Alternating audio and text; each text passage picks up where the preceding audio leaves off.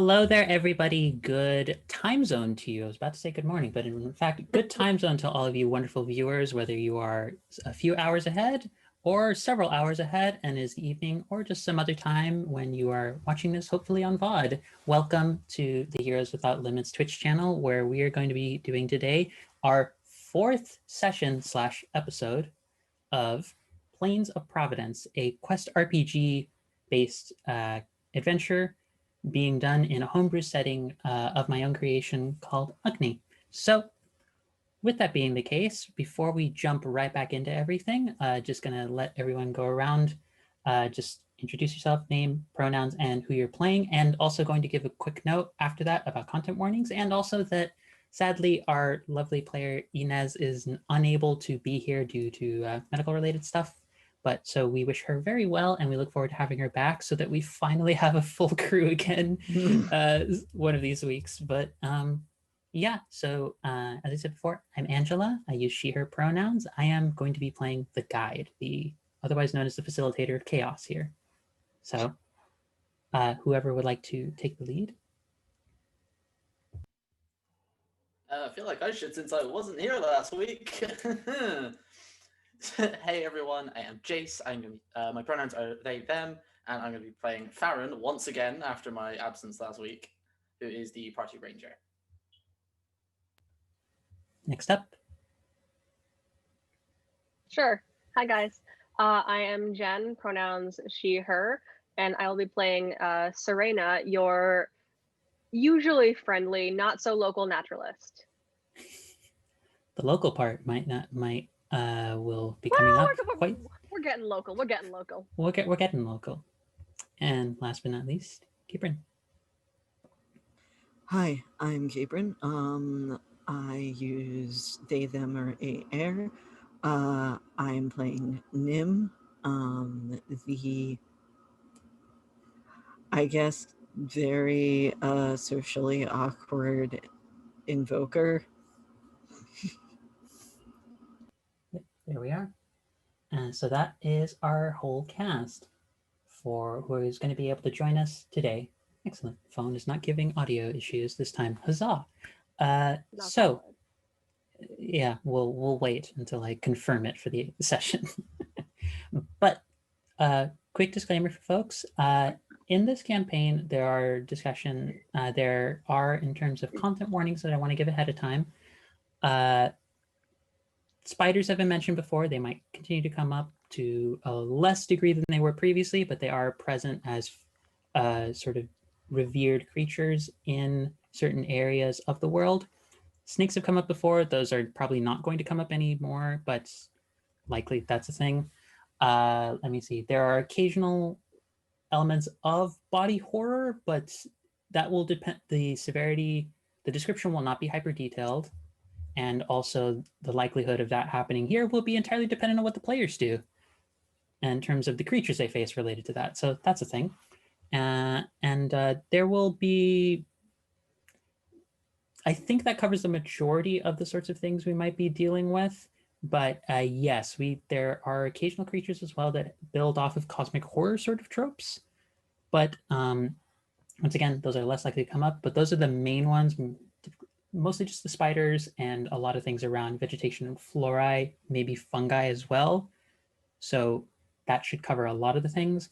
And just as a reminder to the players, I've tried to implement, when possible, safety tools in the event that anything comes up. So if folks reach a position where they're like, hey, this is uncomfortable or what have you, and I'd like to take a step back, we have tools available such as script change, whereas if you think in a moment, like, that moment doesn't work, let's move back, let's redo that and entirely change the script on what happened in that scene. That is an option available to you all.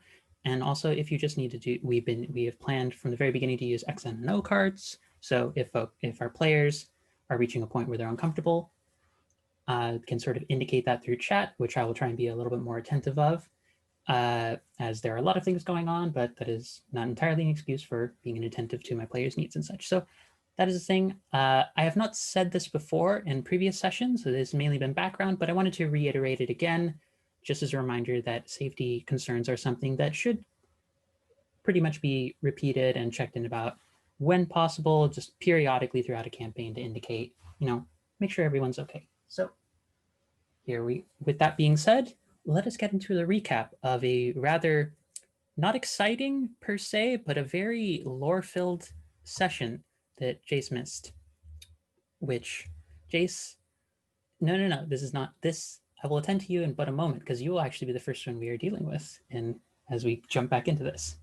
So the party, last we left off, took some time to sleep. Some of you outside, one of you inside, and as a result of that,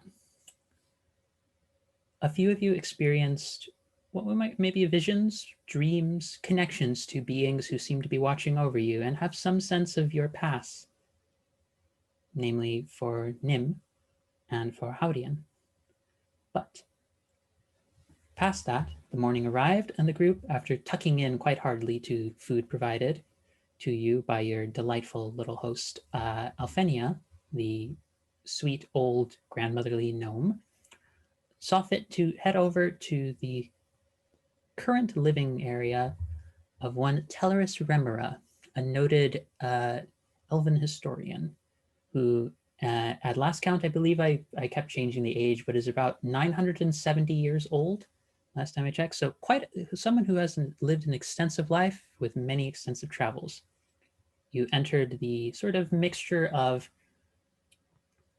kind of old folks home, but also community center and living residence that tended to a lot more of what might consider the disabled populations, or a lot more of the folks who just need more general care and who are often pillars of the community because of their longer lives, and also just mentorship that they provide to other people in the community.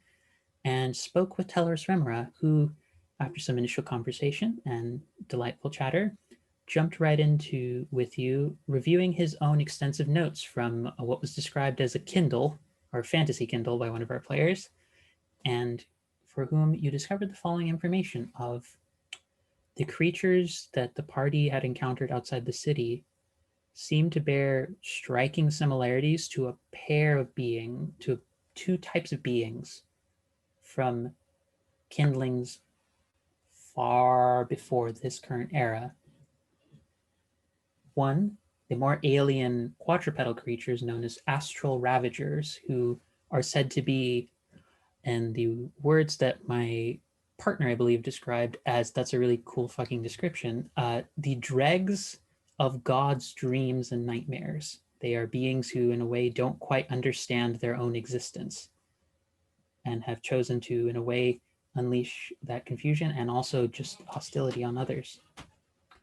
Quite terrifying, as they're known to actually wander around the borders of the astral sea and plane, and their presence to suggest something quite malevolent.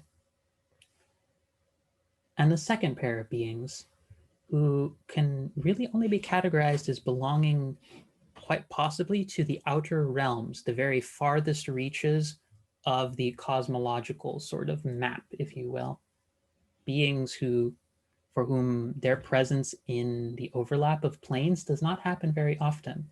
And it would seem you have reached a time period in which the overlap has brought them here. So that is the majority of the concerns. And you have a sense from discussions with Tellerus that there are likely some very powerful and, if not religiously, deifically relevant sort of locations that they may be going after in not only a warrior's downfall, the mountain range forming the western boundary to the capital city of Backfire, but also to the forest known as the Primeval Garden. So with that information in hand, the party went to the emissaries, and I believe as Jen put it, said all of that, instead of repeating all of it, just literally said all of that. And the group reached a point where they had three possible options to go forward with. One, after hearing from the emissaries that the caravan with the strange beings had left town, one option was to chase them. Another was to see if you could convince the emissaries to take you either to the outskirts of the Primeval Garden or potentially to the mountain range itself. As I understood it, the party has as of yet has leaned towards heading towards the outskirts of the primeval garden. And that is roughly where we left off. And I will start us off by saying that the party has once again gained a new ability. That was a benefit from having essentially taken care of and looked into this matter more thoroughly. And the party has 2 magic items that they have gained as a result from Cosma. An ethereal starlight bow that is, I've given my players, is called the Sure Shot, or the Starlight Sure Shot, which essentially makes it so you can't really quote unquote fail when making shots. You can, but it's quite useful. And the second is known as a Blink Blade. It's the Starlight Shadow Blade, which can be literally called back to one's hand whenever it's disarmed from one's grasp. So that is where we are caught up. A lengthy recap, but I like to give everyone a sense of where we're at. And hopefully it's helpful for the players to have a, what the fuck did we do last week? Oh, we did all of this. But we're going to pull back time just a tiny bit here. Just to see, because the party does reconvene with Jace at the inn. But Jace, you went off on your own just to go investigate to see about the caravan. Nothing too close, but and we can forego getting too detailed about it if you do not want to, but just to give you a sense, you had the opportunity to go and try and investigate the caravan on your own, because to me that sounded like something that was just like self-assured, confident enough to try and do, but also wouldn't risk trying to actually fight them because you also have sense. Do I? Maybe I'm giving you too much credit, but I think you are. we'll see. But we'll say you're coming back. We'll decide what the state you're coming back is based off of just this short interlude where while the party was going to get that information, which you will have available to you once you come back so you don't have to have the party say it all again. What would Jace have done? What would Farron have done? Jace would run. Farron, what would Farron have done? What would they have gone into to try and look into this matter? Would you have tried to be sneaky? Would you try to talk to them? What would you do? Oh, Farron's definitely doing their Assassin's Creed moment. Just leaping through? All right. Yep. So we'll say we'll put you around midday because the party's talk with tellers took quite some hours. So this is some hours of just gawking around. What would you like to try and accomplish with looking into this group? You, to be clear, you will not be able to stop them, but additional information you get or things you do now may impede them and affect things later down the line. So I'm giving you the agency to decide what do you want to do in this time. Ooh. I'm feeling sabotage. Okay. I love that look. It's the look of I just gave my players a bomb and I just lit the fuse and I'm like, what are you gonna do with this? I'm gonna put it out? No, I'm gonna use it. Let's see. How many ways can I disrupt a caravan? Bear in mind, you've seen what these creatures look like. Mm-hmm. They are terrifying. However, mischief. Okay. What would you like to try and do? Are they horse-drawn? They're actually, you find out the caravans are actually being pulled by some of these creatures, the quadrupedal creatures. There are some that are following what look like as vanguards, and there are some that are actually pulling the caravans. Okay, so spooking horses is out of the question. Good to know. I mean, you still can try and spook them. You don't know how susceptible to anything like conventional, like terror they are, because you also don't know what these things can do. It's just a matter of what do you want to try and do. I'm gonna smash some wheels. Excellent. All right. If you're trying to do that, I want you to roll a d20. Are you trying? Well, how are you trying to do this? Before we get into that, how are you trying to do this? Are you trying to sneak up and like just break it like directly? Or are you trying to take shots at it? Shots it is not gonna do it. This is gonna have to be a sneak in, break, and then run. Okay. The daring approach. Roll a d20 to see how successful you are at first trying to sneak up to the cart. That is a 15. That is a success. You moving close. You are nimble enough and just inconspicuous enough in physicality as opposed to in temperament. Uh, I love your character. I promise. You're just calling me out as an impatient twink. That's what you're doing. You hear the sounds of the creatures just nearby. You just hear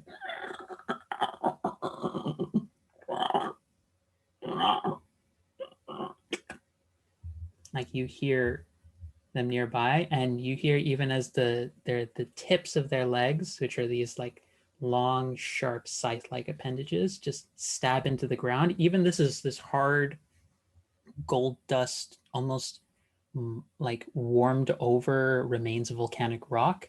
It's still piercing through the ground, but you are undetected near the caravans. Ooh.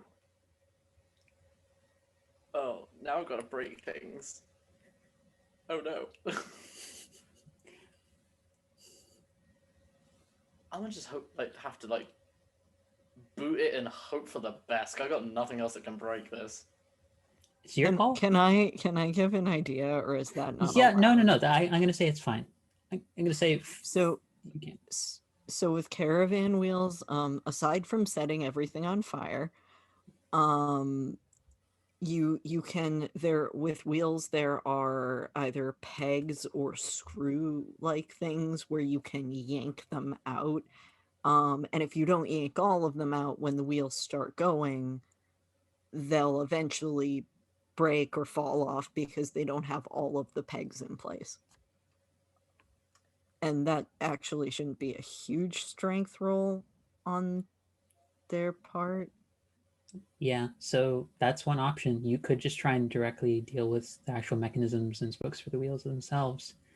However, I heard the word fire, and now I'm just like, You do see there is, despite it being bright as day, there is this perpetual pink flame that is nearby. It's a little bit more out in the open though, so that one would call for an additional roll to see if you could get by. But I do have tinderbox, so I have supplies for starting a fire. You do. Do I start a fire, or do I just break things?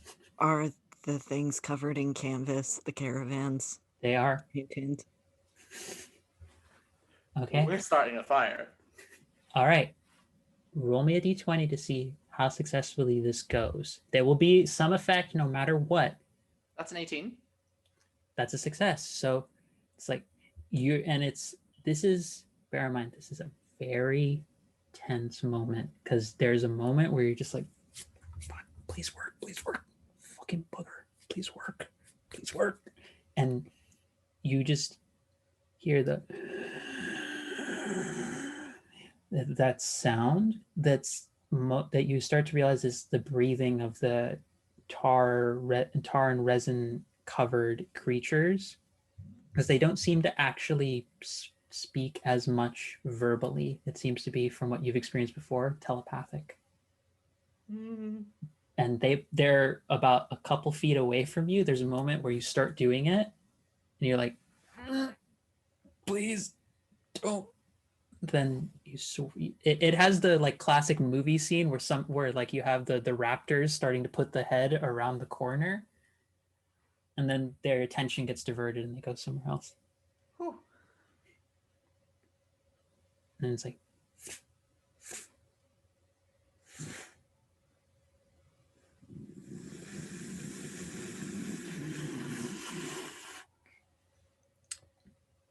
one of the caravans starts being lit. Do I try for another one, or do I run? It's your call. Right now, you're starting to hear there's commotion happening in the area. You're starting to Yep, I am apparently a dumbass, so we're gonna try and light another one. Okay. Roll a d20. Oh no. What did you roll? That's a 1. And that day, Jace rolled a new character. No. Let me pull up something real quick. So one thing is I can tell you already one thing that is automatically going to happen because I think it's funny that this happens this way. But you also, so this is part of your severe setback, but you also have an additional thing. Do you want information about you to be confirmed by all of them? Or do you want harm to come to you? Oh, I don't know which of those is more terrifying. That's why I'm not giving you any more information about either which one of those options. You will escape, to be clear. No matter what, you are going to escape. It's just a matter of what happens in addition to this. I mean, harm could mean some badass scars, so we'll go with harm. I as someone who's getting to play more games lately, I respect your choices as a player. As a GM, I worry. But you try and go for another one, and there's a moment where you're like, okay, I made it. And you turn around just for a second and you start trying to do it, and then you hear in your head, what are you doing? And as you turn around, you see rising from out of the gold dust ground a massive tar hand that just goes and it crushes you for a second. You take 2 damage for this. We have seen you before, haven't we? And in addition to the tar hand beginning to try and crush you and pick you up, your bow drops. But the first caravan, there must have been something in there that reacts all of a sudden. The spokes, just the flame lashes out for a second and they get distracted and they get knocked out. They get disoriented for a second. I'm going to assume you're going to try and run. Oh, I would grab the bow. Fauna would totally grab the bow. That is its first instinct. The bow's in the tar hand. That's the major setback. Your bow is now in their grasp.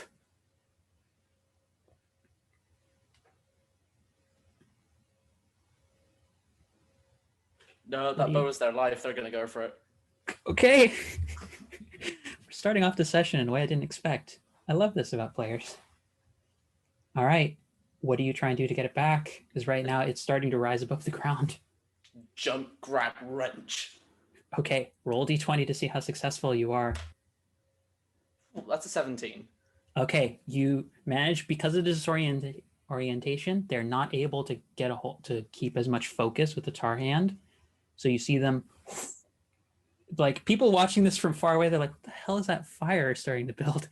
And then they just see a half-elven figure just starting to rise above the ground. Grub, you pull it down and segments of it crack.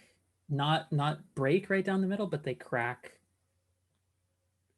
It could be repaired. But right now you have the bow in your hand. You have it. And we're running. Yes, this is a good call. It's right about this time where as you're running away, you feel for a moment this sensation of, it's almost, actually, we'll not do that one. We'll do the other one because there's still surprises for later. You watch as you're running away, you just manage to dodge as another one of these tar and resin creatures just puts their hands down into the ground, and it's like, I don't know if anyone's seen live action Venom film, but you know the way the symbiote kind of moves and slithers around and then can become sharpened? Yeah, there's a whirlwind, a resin whirlwind appears that you just managed to get out of the way of.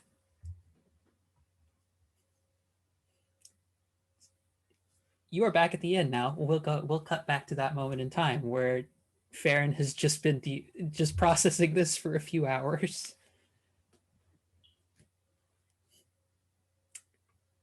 For them, that was just a Tuesday.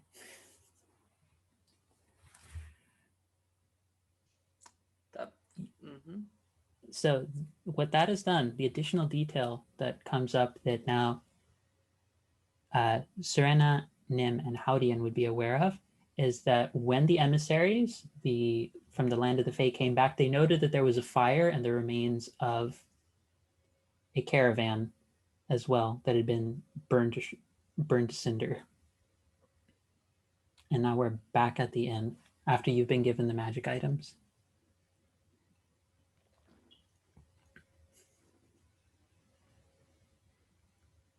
Well, Farron, you're gonna want that bow, aren't you?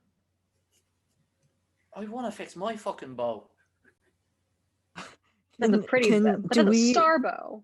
Do we? Yeah, I was gonna say, do we have both the bow and the sword, right? Yes, they are both items that Cosma gave to you. Is Farron coming back when Cosma is there, or just yes? to the Farron. No, well, Farron's at the inn when y'all have come back to the inn. She is there waiting for you at the inn in order to. They basically in order to like speed that port along. Cosma walked with you back to the inn and gave you the items because you as a party had decided at the end of last session to reconvene to make sure you got Farron and didn't just go ahead with the journey. You didn't split the party. You didn't just go to the next world and leave Farron behind in the previous one. Just like picture, just like Farron just like comes back and they're just like, where is everyone? We're like hundreds of miles away.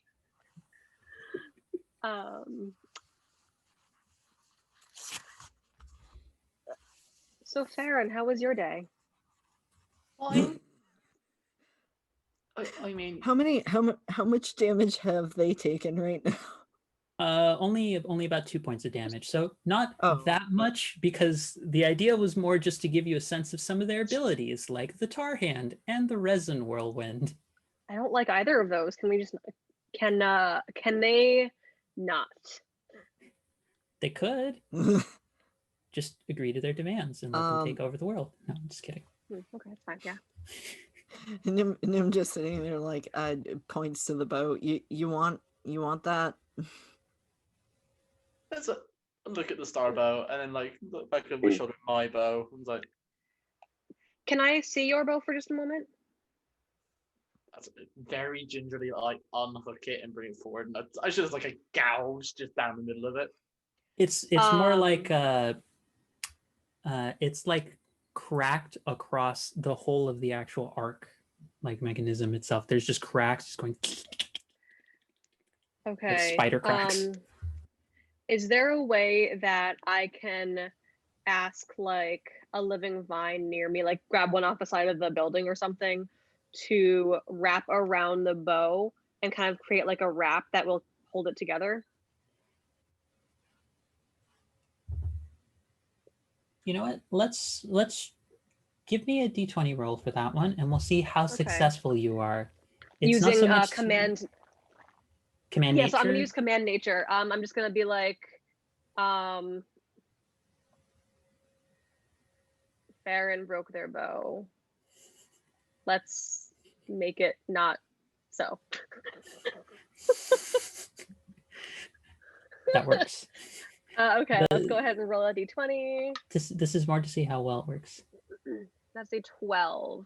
So a 12, success. I believe, yes, it's success. So I will say this, Farron, it is functional again. It's like elements of the vines just split into like if you've ever seen like string on clothing unravel. It's like if you had all of the parts that had come together to form a singular vine just split and form into like little seams that just start wrapping around the bow and filling in the cracks.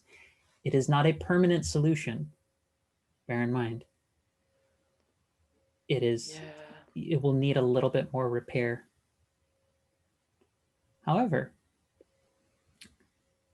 Cosma does take note of your reaction to the bow and how gingerly you move it into Serena's arms, and they say the following: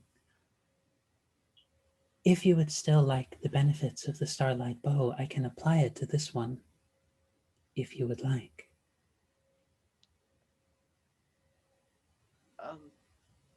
I mean, sure, yes.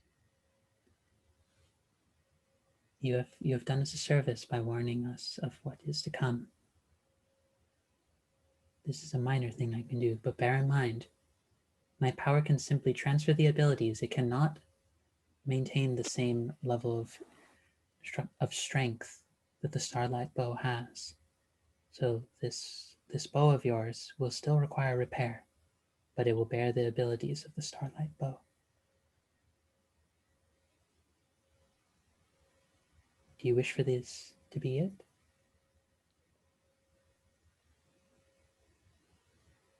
Actually, on second thought, no. I'll use that bow for now until I fix mine, but I think I'll stick with this one once it's fixed. Very well. I applaud your attachment. Many people would say that such things are fickle and frivolous connections to have, but I applaud what seems to be a very personal item.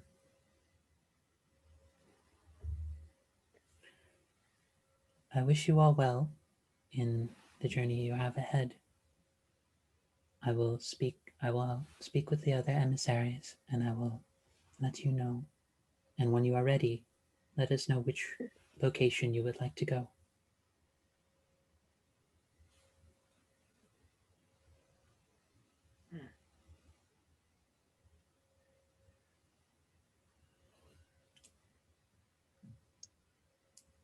So where would the party like to go?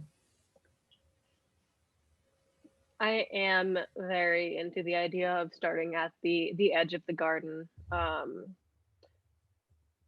Getting to as Paris like we can stop by the temple on the way, get ahead of that caravan, which, you know, it's not going to be hard anymore, certainly. Thanks for screwing them up. Yeah, that.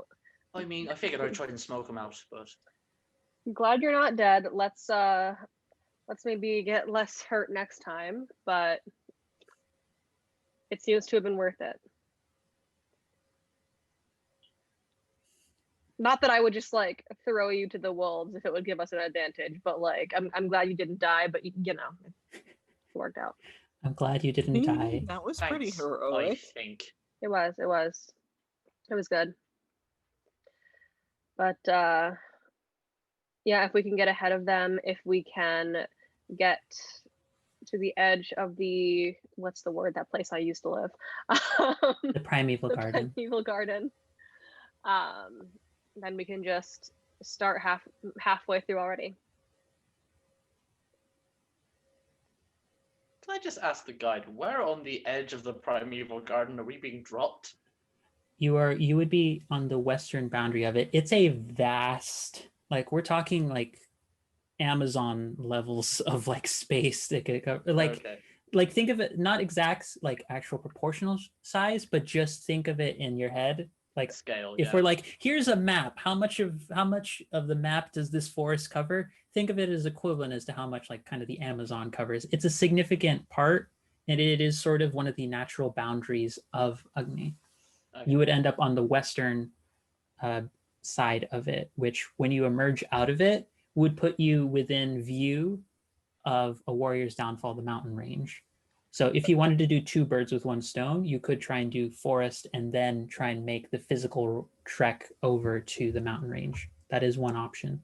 So not near Farron's home village, that's fine. Well, the home village would probably be near the Primeval Garden as well. Fair. Not like immediately right there. There are a couple of other towns that would probably be like within the vicinity, but I'm not going to put you like they teleport you and it's like your dad is right there. I'll put it to you that way. You're not going to have that happen. See, I'm concerned probably about just kind of like walking through the forest and seeing someone there's like, oh, hey, Serena. I'm like, don't look at me. I'm not here. Don't talk to me. I'm a horse.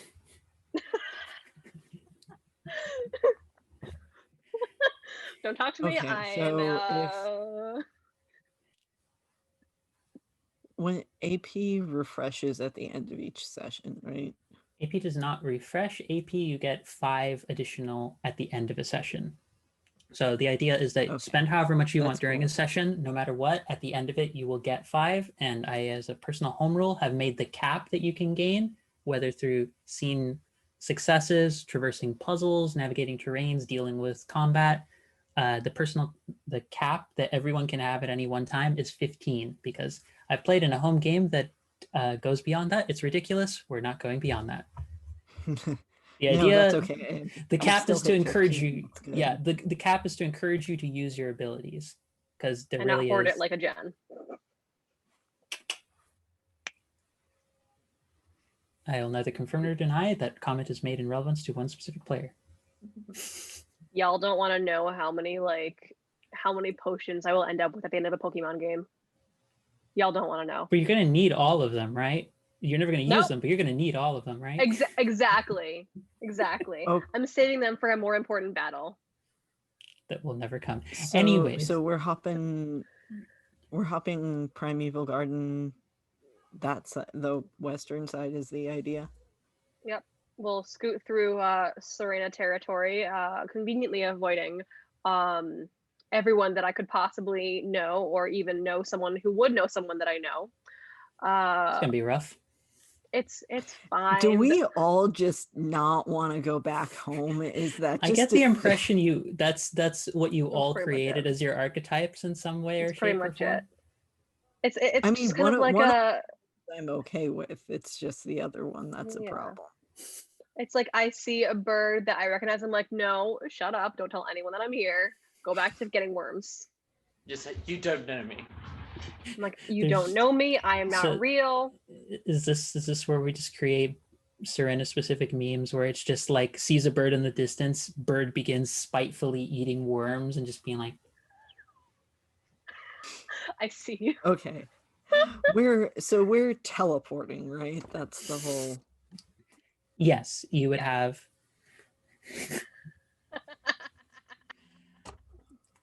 Damn it, Nova. Our producer is making jokes in our chat.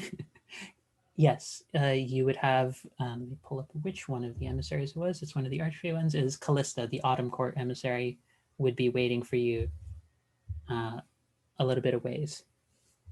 But when the party is ready, she is ready to carry you off to the next destination. Talking like bridal style, fireman's carry. Yes. Nice. So here's what happens.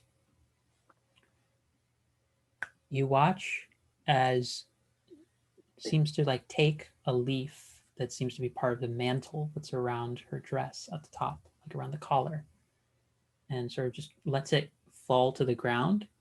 And right as it hits the ground, there's like this little font, a little almost like a tiny fountain of vines and leaves that emerge out of it, that just they do the kind of like crawling up a wall pattern. If you've ever seen like vines and ivy growing alongside like concrete and walls, it starts doing that kind of pattern, but just up into the air. And as the vines spread out, you watch as a tear in the plains happens.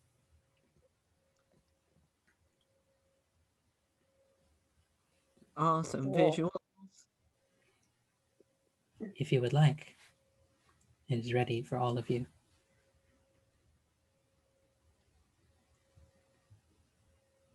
Fuck it, Thank I'll go you. first. And before Nim can say anything else really awkward, they just go.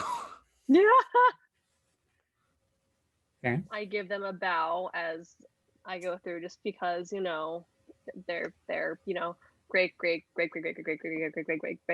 great grandma a few dozen times removed. Farron? Are you sure this is safe? It is as safe as I can guarantee any sort of interplanar travel during the end of a life cycle of the divine bird can be. If you would like to also test your own might and magical prowess to see if you can conjure something up, I would be very pleased to see what you deal with. Okay, Jesus, no need to. Fine. And just step through. Right, Farron, right as you step through and you turn back just for a second, you see the face that was a very hardened expression soften ever so gently, and there's the slightest bit of a wink.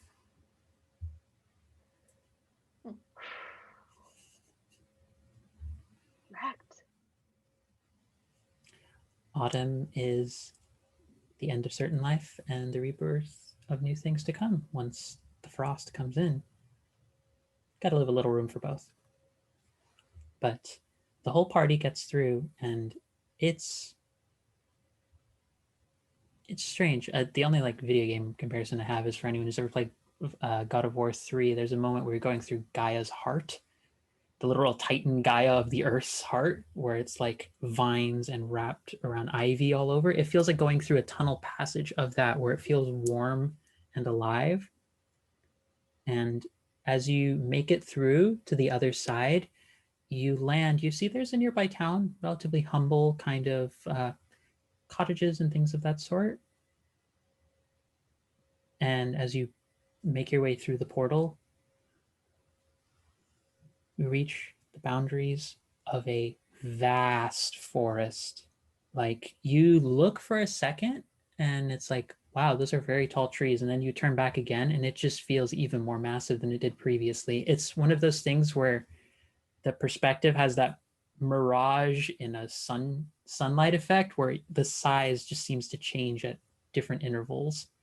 And there's some moments where you think all the trees are calm, other moments where it looks like the trees are beginning to like almost move and like wave at you, and then they stop and they go back to just being normal trees.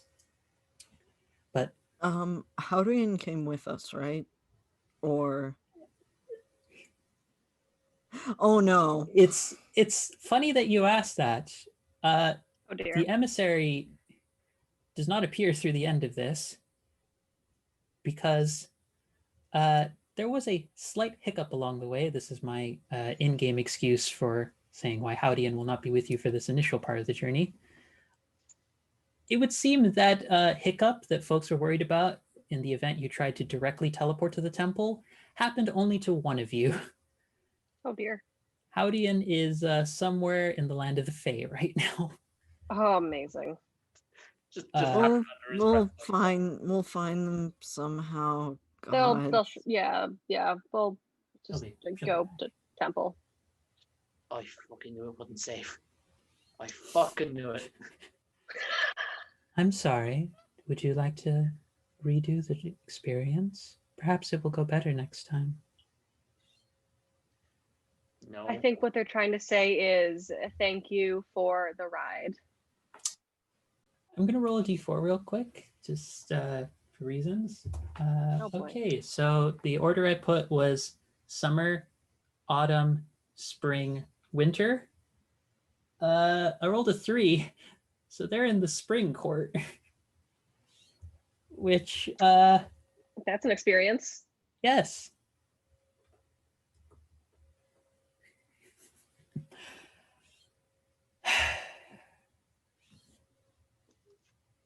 That will be a thing that we'll address when Inez is back next week. Yep. This might just be the way that I do in character Gone. You just got accidentally teleported through the planes. Like just Sometimes a it mini little happens. warp hole just appears and it's just like, hey, Jace is gone this week. What happened to them? It's like warp hole, Yeah, you say. Farron's stuck in a little, little thing. They'll certainly be stuck in some sort of hole.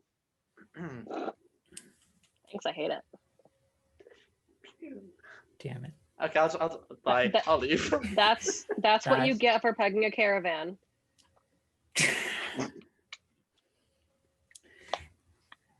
Anyways, carrying on. Double whammy and everything. Jesus. I waved back at the forest. Okay, so we're staring at trees and they're I don't think Nim has ever seen this. Maybe in passing. It is an awe-inspiring sight, to say the least. There are it's one of those things where right now it seems like you can see the other end of the forest, oddly enough. So it doesn't, so the trees, the height of them don't feel particularly like immense, but from what you can tell, you can see the other edge of the forest from this perspective. Is that normal? Yep. All right. Well, if you see purple and blue flowers, don't eat them. And don't tell anything that I'm here. Okay, why on the Are flowers, we and not? then why? Just indigestion, that's all. On the flowers, not the telling people that I'm here. And So you are know, we I not just, supposed to say your name or? I mean, like, I don't suspect we're going to be in a position where we're going to need to name drop anyone, but I would just rather just scoot right past all of that. It's I don't see a need to bother my village. In a voice that plainly says, I don't want to go home right now. That's fair enough. So, You are fair, and yes. where are we going? It's straight east, right? Yep. As far, I mean, you don't actually know where exactly this temple is. You just know it's in the forest. Right. So possibly one of the first things would be try and find someone who does. Oh, that involves going to a village, doesn't it? Sure does. Whatever do you mean? I think Trey's just like, oh, we don't know where it is, do we? Okay, let's go. You home. know about the temple? It's a legend.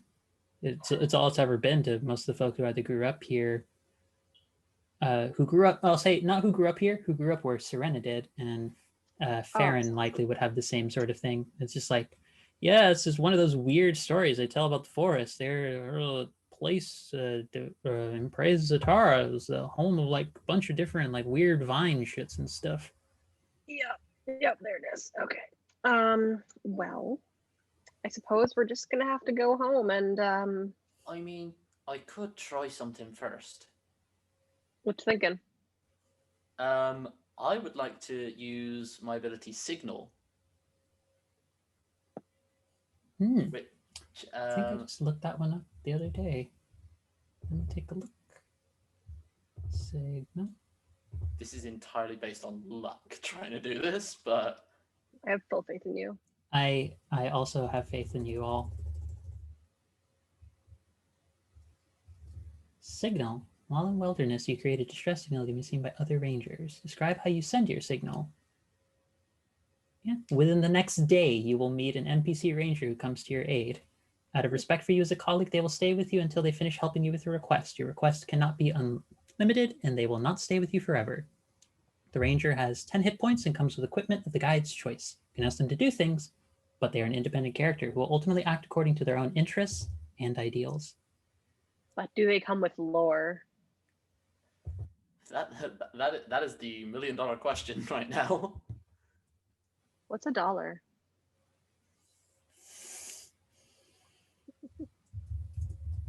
Yeah, I like that better. Let's do that. So, did you want to use Signal? Yes, I will use Signal. Okay, so that's the 4 ability points for that. Yep. What does the signal look like?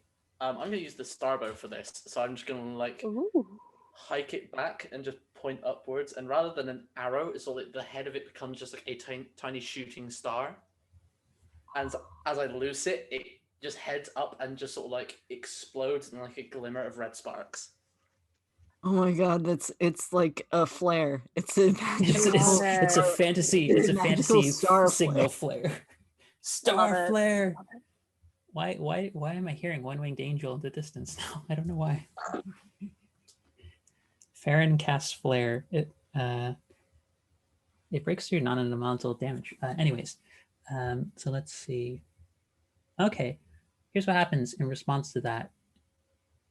You see you look above the forest, and again, it's very hard to tell like the actual stopping point of it. Like you can look up, like if you just crane your head all the way back, you can obviously see the sky, but it's almost like every time you try and see the top of the forest, it almost, your perspective in your own line of sight just changes. So it looks like it's just like covering like 80% of your view. But when you like go back to looking at it from a normal like horizontal plane, it's the same size it was before. It just seems to take up so much of your attention. But you see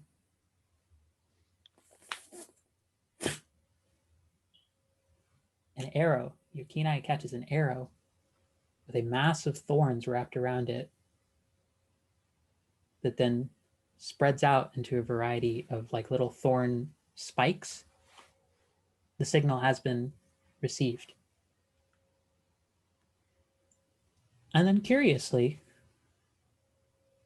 this green pulse of energy, almost like a small beam,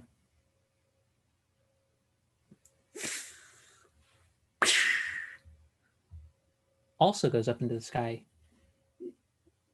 Normally, this ability only calls one person. Uh-oh.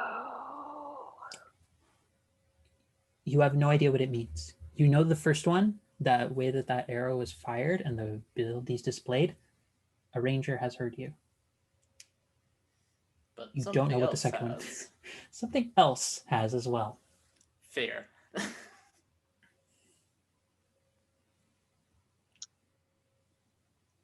Oh my. Okay, so it worked, but maybe a little bit too well.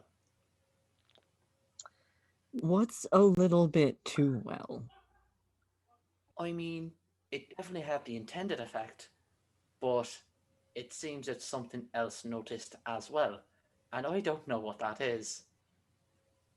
Was that weird second one recognizable to me at all?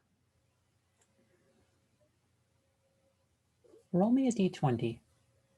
Boy, let's make it a red d20. No, that's a 10.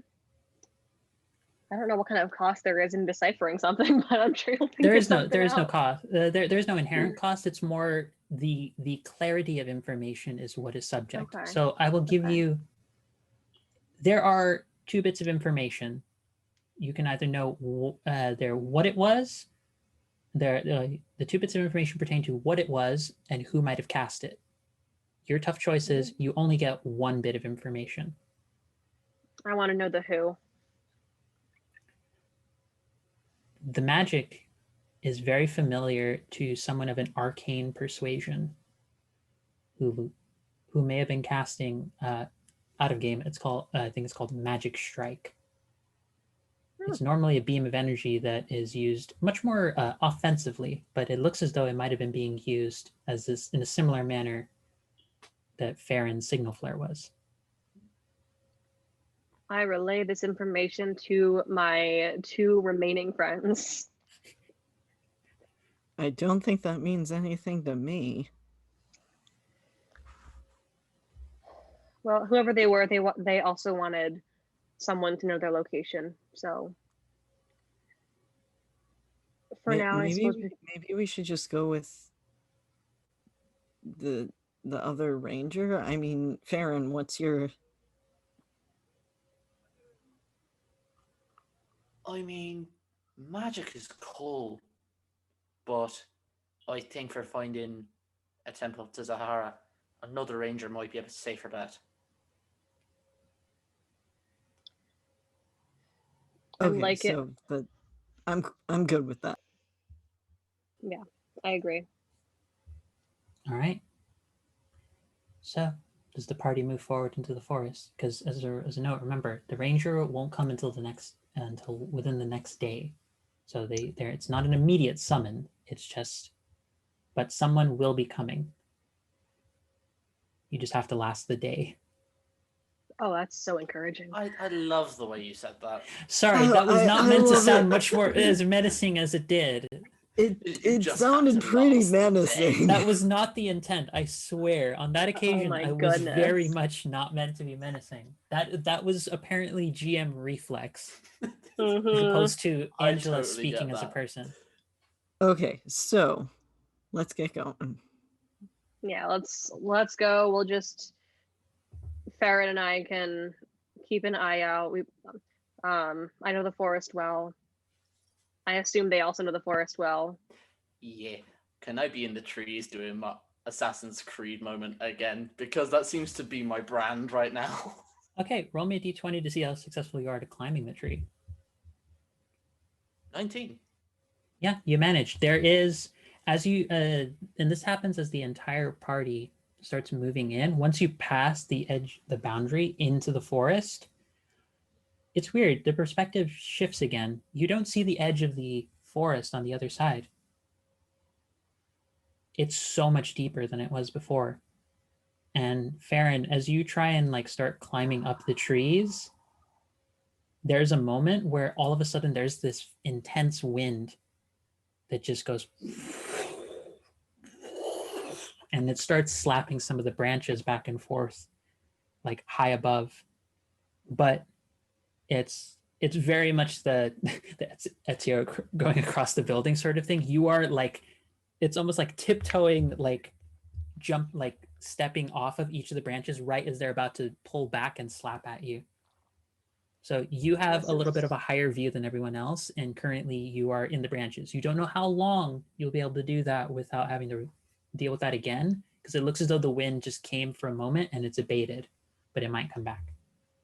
But you're okay for This now. is some plainer fuckery right here. Or, you know, the gardens will. Like I said.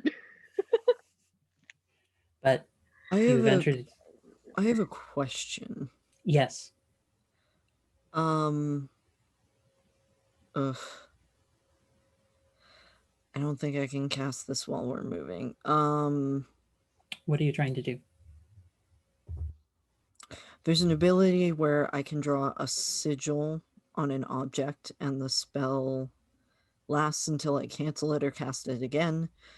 I was thinking, because it says choose a specific creature for the sigil to affect. Did I It just says see draw it on the... an object. It could be part of your equipment. Yeah, I was wondering if I could use it to... I'm trying to figure out...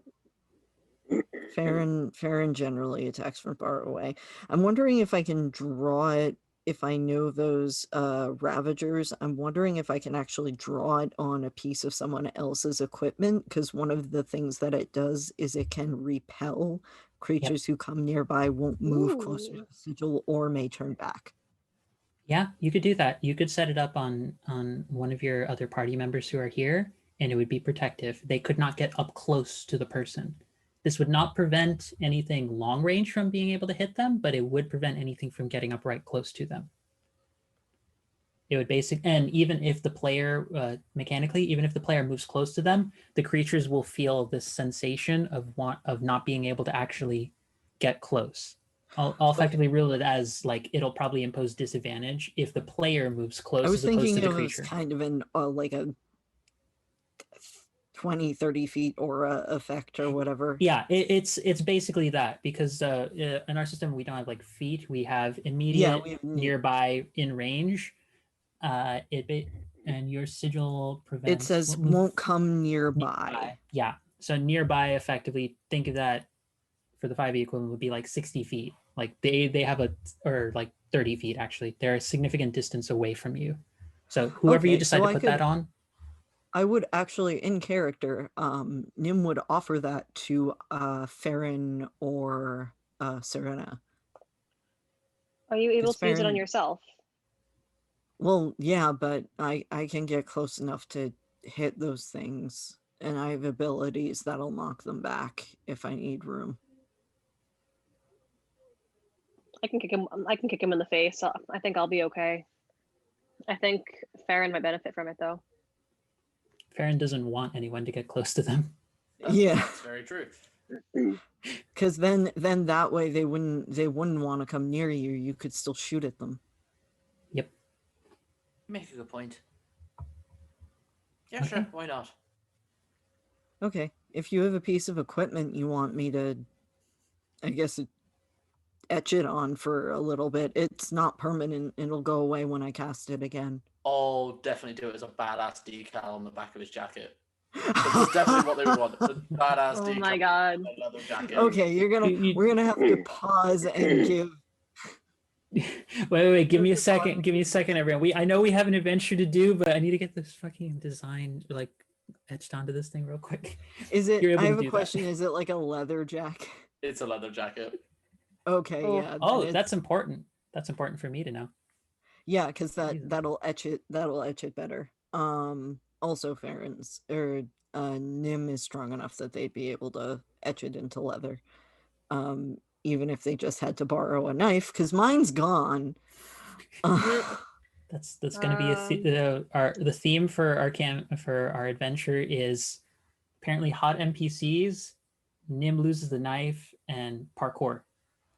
Yep, Parkour. that's fairly on brand. Well, so I have a you can use question. my Do you like any specific kind of symbol? Because it just says symbol, because I can make it anything. Yeah, it's just a magic sigil. I feel like the image of a hawk would suit Farron pretty well. Okay, Ooh, I can do a stylized image of a hawk. I'm not gonna do it that intricate because I feel like that'd take forever. Yeah. Hang on, we got to put But yeah, the journey on pause for 4 hours, everybody. No. So yeah, Farron now has a stylized symbol of a hawk back on their leather jacket that I might draw later. Nice. Excellent. So And now Pete, you can remain. That creatures can't of that nature can't remain nearby to you. yes. Just in case they catch up with us. Hey guys, what's going on? We have returned. We have come for you. and they just like stop. They're just like, wait, hang on, give us a sec. Okay, any minute now. Come on, let's go. Come on, guys. I mean, that is kind of what it looks like. That is basically every globe of invulnerability-esque spell. You're just like, oh yeah. And they're just But, like, "Ah!" Farron later on, come at me, bro. Oh wait, you can't. Yeah. That's accurate. creature suddenly gains limbs that are 3 times as long. Oh, I don't need to come towards you. Is there a counterspell in this game? There is actually. Spell magic? Actually, both of those are present in a variation in this system. Anyways, Yeah, I have one now. I have a couple of variations of things like that. Anyway. carrying on. The decal hawk leather jacket, cool badassery aside, you enter the forest. And as you begin traversing through some of the terrain, one of the first immediate things, especially since Farron has kindly noted that they're wearing a leather jacket, it is very humid in here. The sun is extremely hot. Oh, You have- we're in a forest. Fantasy world, and it's magic. It's a magic for us. Why do I always pick characters where I'm wearing armor? Serena's just like walking around, like not even breaking a sweat. It's very nice. Like girls home. It's like, it's all good. It's all good, everybody. I'm But just like, come on, guys, let's go. so because of that, let's see, it's some of your senses get a little disoriented for at least Nim and Farron.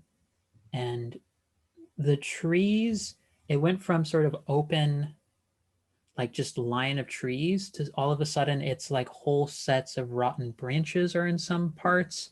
There's areas where like the trees suddenly become much more vast and almost like a hill of a tree, with how the way that the bark of the branches sort of extends outwards. Some locations as you're moving around, it looks like you could almost see a whole tunnel underneath how big some of these trees are. And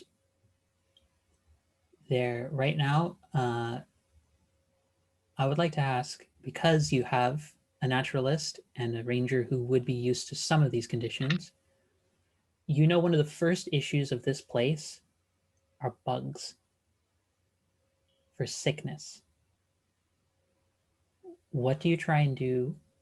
This is something I have to ask of everyone. What do you try and do to ensure that you're going to be okay? This could be ability or just coming up with stuff. I'm sure there's some kind of like herb or plant that acts as like a repellent. If I can try and find some of that to kind of like spray or rub on us. Okay, that would be, I'll put that as a D20 roll to search around to see how successful you are in finding something to keep the bugs off you. Because if not, then you will all, then depending on the 15. 15. You are successful. You find, for a minute, you get a little worried because you see a patch of this blue and violet toned sort of flowers next to a fungi, and you're like, oh no, that's the plant Not you those. shouldn't. Not those. That's indigestion. That's the indigestion one. But you see ones nearby that are, it's like a hue shift of the entirely other side of the spectrum to this vivid, almost blood-like red that, while a little unnerving to look at, you know, especially for mosquitoes, it disorients their senses and it makes them think they've already taken the little bits of blood from out of people. I So pass you them out. are I'm just like, here, in your either- hair, and your it's stuff. either, in your yeah, either pockets. rub, hold, or eat it. You would know it's safe enough to do that. I just like one petal hanging like half out of my mouth. I'm like, here. It confuses the mosquitoes. Just sitting there like, okay, fine. You can also rub it, or like just put it in your hair or something. Nim just looking at like the half plate armor and shit that they're carrying. I'm totally making Nim a flower crown out of those flowers. Oh, that's really cute. Oh, that's cute. I love it. Okay. Wait, for Nim or for Farron? For Nim. For Nim. Wait, So- we can all have flower clowns. Flower crowns, words hard. Thank you. Continue. So, those first hazard to deal with, there are quite a lot in this place. As So one of the things that at least Serena would know very, very well is that this place, it has the maiden, the primeval maiden, Zatara's essence, which embodies nature at its most fulfilled, unrestrained, and chaotic. As part of that, the terrain shifts a lot. It purposely is never the same way each day, we're in the old forest. basically. So, because of that, I need someone to be a guide for this leg of the journey and to make the call for the D20 roll to see if any negative things come from trying to navigate it. Not it. Farron, your turn. I did the last one. Yeah, that makes sense. Just I haven't got anything. Okay. We can switch off. Well, Yeah, and remember, you can We'll use get your through it abilities together. to supplement this in any way. Yeah, I was just trying to see if I could, and I really can't, because it's all about tracking things, not fighting my way through. Well, if you make the case to me, No, it is very specifically about like finding creatures. Rather Creatures. than, yeah. Yeah. So we're just gonna have to Mm, suck it and Couldn't see. you be finding the other ranger? that's true, but They're heading towards us rather than yeah, that's true. us following them. Would I be able to help in that? Yes, Like, yes. If this is a case for you. These little challenges for this on a speaking from a meta level, these challenges are designed just for you as a team to work together to decide how you get through this area. This will not, whether even if it goes poorly, be like instant death, but it's more how well do you manage to make your way through this area, because it's not an area that is easy to get through for even experienced like guides who are used to this place. It's something that you need to, like, you have to have grown up here for like bunches of years. and like be trained specifically. And even then, those folks are like, most people have like a 10% chance to get through here. Experienced folk got 30. I got like 45. Okay. So I think what I'm going to do is while Farron is working on keeping an eye out for ways to go, directions, I'm going to use Command Nature again. I'm going to look up into the trees, and I would like to say, hang on, I got this. Rhymes are a thing.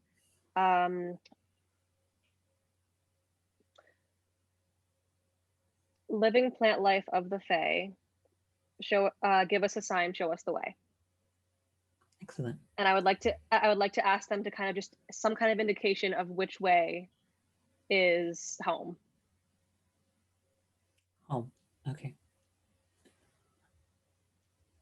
Farron, if you are the one leading the journey. Yeah, I rolled a 17. 17. It is a success.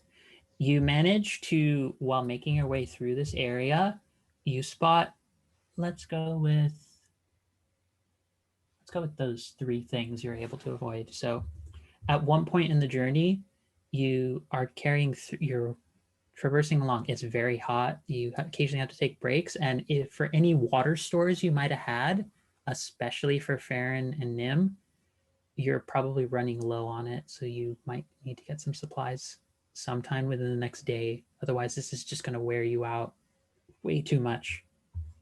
But Farron, you are able, I'll say you get over 1 hazard for each of you that was going to afflict one of you. So Farron, you spot, because you have a higher position, Nim being kind of tired, and the armor occasionally just trying to make sure it's like not actually being too uncomfortable for Airself, ends up in a position where you hear and their foot starts to sink through what turns out to be a heavy rotten branch, and almost looks like there's a little sinkhole beneath the branch. And you are able to give them enough of a heads up that they're able to pull themselves out before any harm happens. It's the first hazard. That's just the first one. I'm sorry. I'm taking a picture of my very stretched out cat. It's very important. Very important. Thank you. Secondly, Serena, you've managed to deal with a lot of the bugs and prevent the party from dealing with the first hazard with them. There is a very, fortunately, Farron catches this as well.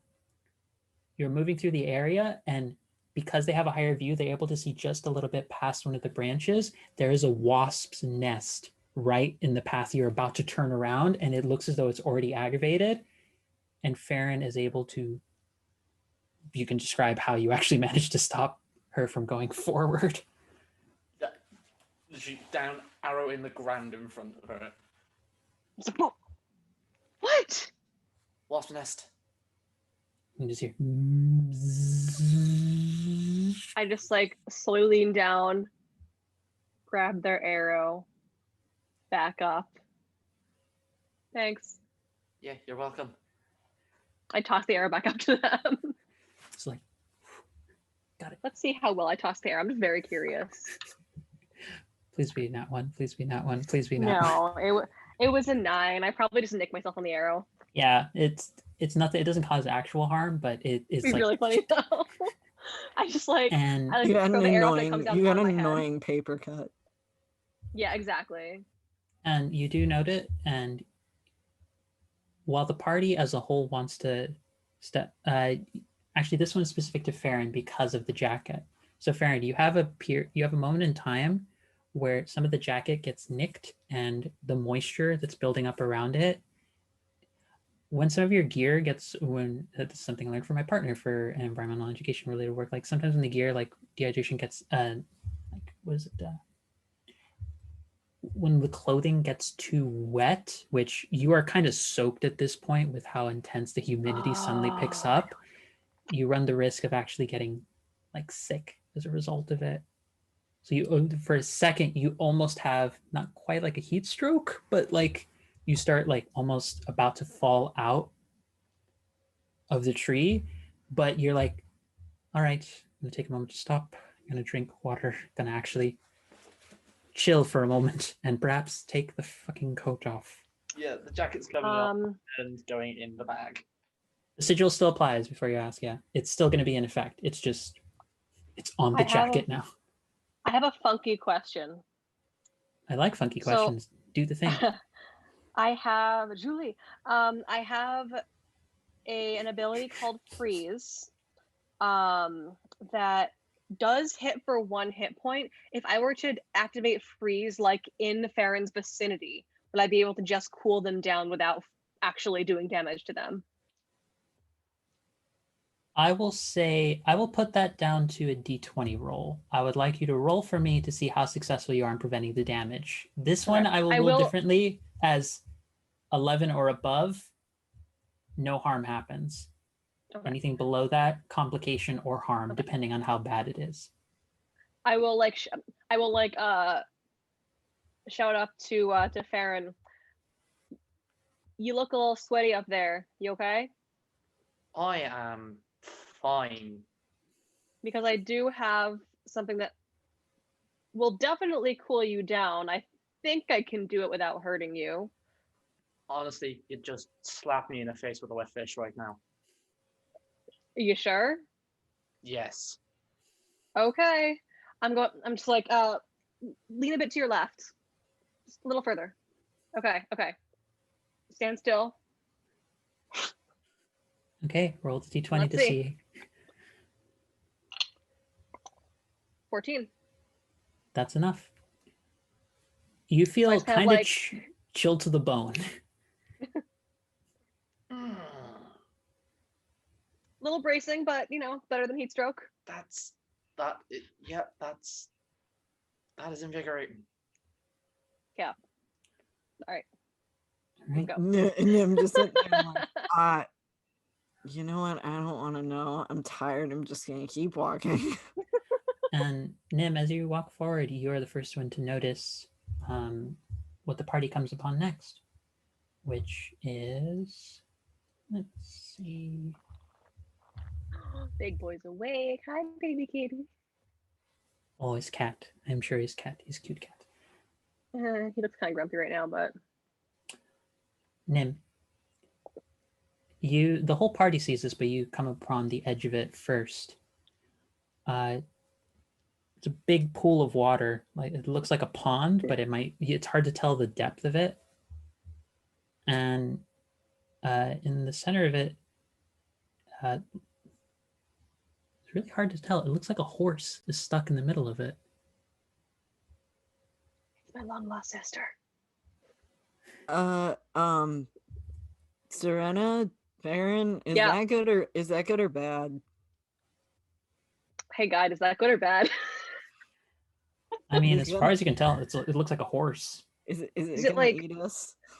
I truly don't know. Do I know what that is? Do you know what that is? So it's in a.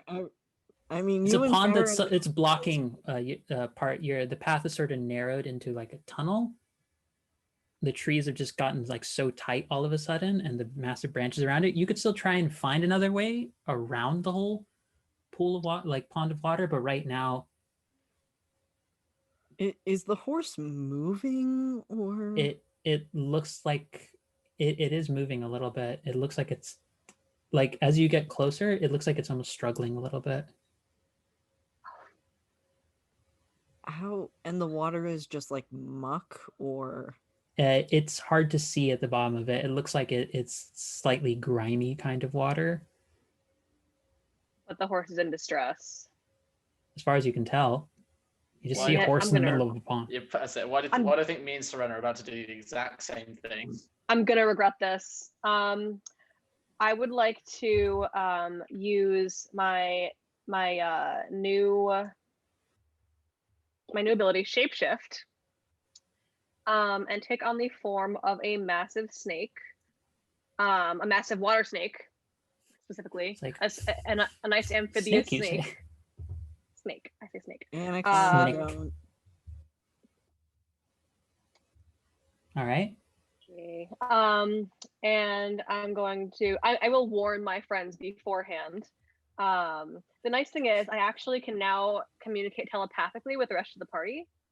It's a really cool ability. So- Shapeshifter path. That's really awesome.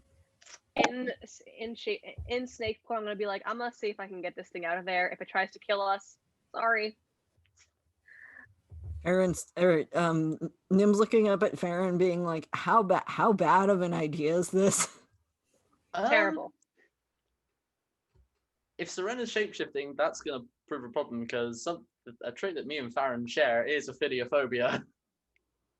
Oh wait, yeah. Sorry, we should yeah. Okay, let's not do that then. No. Right. I'm telling you now, You're I'm right. cool with it. It's be a case of Farron is going to freak out. Nim is That is bad backing on me. away. Okay. Nim is also backing away from the water, and Would you prefer that our I do guide another knows why. aquatic animal with non-sharp grippy things? You could just be a giant eel. An eel works the same purpose at this point. It's true. I'm trying to think. Another. It's either an eel or a Oh, seahorse. I know what I can do. I can Making a do seahorse. You turn to big Kingdra. I'm gonna be an old toothless crocodile. Oh, that's also good. I like that. Okay, Because so that there's way a I can tooth. also continue. Yeah, I can continue walking with the party because shapeshift it doesn't really specify a duration, and like that's 3 points. Come on, that's 3 points. Okay, you get a crocodile. You get a crocodile. That's An old funny. That's funny. An old toothless crocodile. Okay. Like, all right, I'm gonna go. Tug So this you're thing going out. into the water. Yeah, I'm making a bad choice. Okay. Do you dive into the water or? I mean, like I just like waddle my way in as a crocodile does. Yeah, I just like waddle in. Is there a way to use the trees to get down near the horse so I can maybe like tie a rope around its neck and maybe like pull? Yeah, you could if you'd like. I will have a go at doing that. Okay. So you're starting to do that. Okay, so roll d20 to see how successful and how close you're able to get to the horse without too much You're trouble. also more than welcome to like ride me into the water. My brain stopped You functioning. made it bad. You made it bad. Oh, okay. That's a 15. Okay, so Nim, you haven't gone in the water, correct? No, Nim is actually backing away from the water. Sorry, guys. Nim is smart. Nim is smart. Nim is doing the correct decision. Nim has a fear of things. Everything. We have Our guide anxiety and we knows fear why. everything. We fear everything. Oh, right. Yes, our guide knows Right. why. Right. So here's what happens. Serena, you're just waddling along.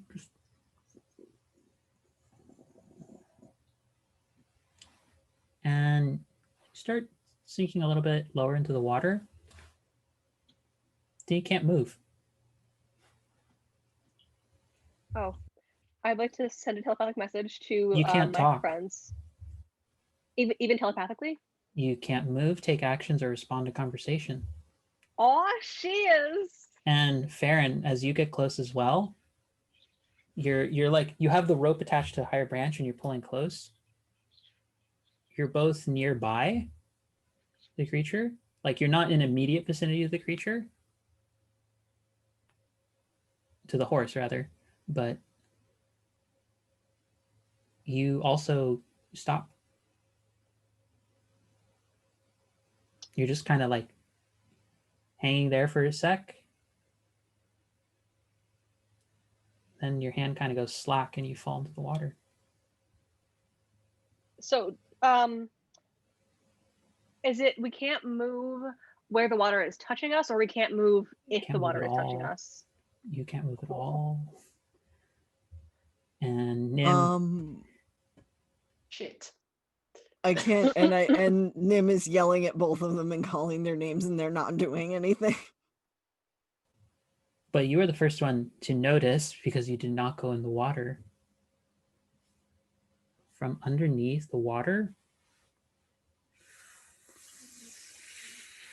it's like strands of seaweed start coming out of the water. Kelpie, I called it. Yep, I called it's a it. kelpie. I knew It's what a it kelpie. I saw Gavrin's face when I started describing it, and they're like, "Wait a minute, what the fuck this is?"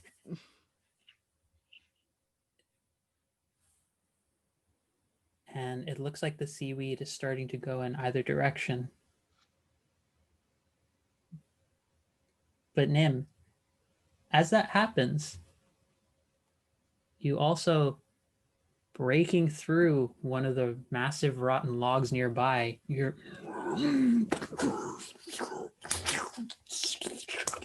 like something like wet and massive, and it's